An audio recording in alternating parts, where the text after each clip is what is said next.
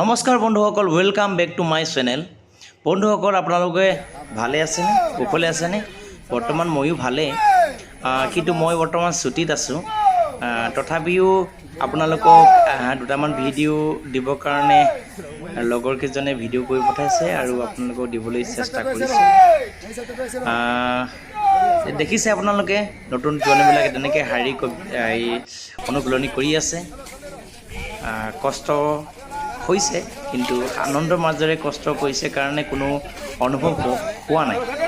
আপোনালোককো মই অনুৰোধ জনাইছোঁ, যিকোনো আপুনি কষ্টকৰ কাম কৰিব যাওঁতে যেতিয়া আপুনি মনটো প্ৰফুল্ল হৈ থাকিব, ফূৰ্তিৰে কাম কৰিব, তেতিয়া আপোনাৰ কষ্টৰ অনুভৱ নহয়, সহজে কামটো কৰিব পাৰি। গতিকেলৈ যিকোনো কাম কৰোঁতে মনটো সদায় প্ৰফুল্ল ফূৰ্তিত ৰাখি কাম কৰিব। আৰু বৰ্তমান মই নাই যদিও গ্ৰাউণ্ডত, ভাল লাগিছে, মিছ কৰিছোঁ ল'ৰাবিলাকক। মোৰ হস্পিটেলত আছোঁ মই, অলপ বিশেষ এটা মোৰ ফেমিলিৰ কাৰণত।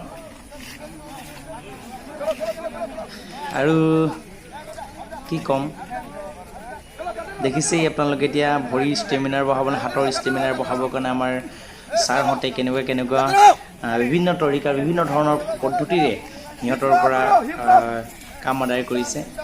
গ্ৰাউণ্ডত পানী বুৰ যোৱাৰ কাৰণে ৰাস্তাতে কামবিলাক কৰিব লগা হৈছে। আৰু দেখিছে আমাৰ গুৰুজীসকলৰ চাৰ্টবিলাক লেতেৰা হৈ গৈছে।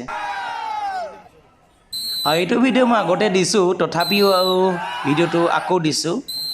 এটা জোচ উঠিবৰ কাৰণে দিছোঁ, জোচৰ কাৰণে দিছোঁ। চাই কেনে লাগিছে ক'ব। আমাৰ গ্ৰাউণ্ডবিলাক পানীত বুৰ গৈ আছে দেই। আৰু মোৰ ভিডিঅ'বিলাক চাই কেনেকুৱা লাগিছে আপোনালোকে মোক